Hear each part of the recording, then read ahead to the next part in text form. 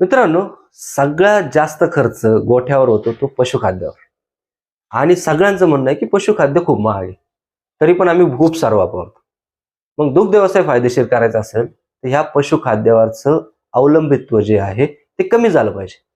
आपल्या शेतात उत्तम दर्जाचा हिरवा, एकदल आणि द्विदल चारा पिकवला पाहिजे.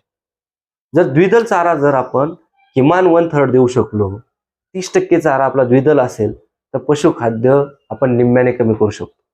कारण द्विदल चाऱ्यामध्ये मोठ्या प्रमाणात प्रथिन असतात. त्याचबरोबर मित्रांनो, जर आपण चांगली चिकात असलेल्या मक्याचे जर चारा आपण देऊ शकलो, हुरड्यात आलेलं आपण कडवळ वापरू शकलो, तर आपल्या जनावरांना वरून धान्य असलेले पशुखाद्य देण्याची गरज पडत नाही.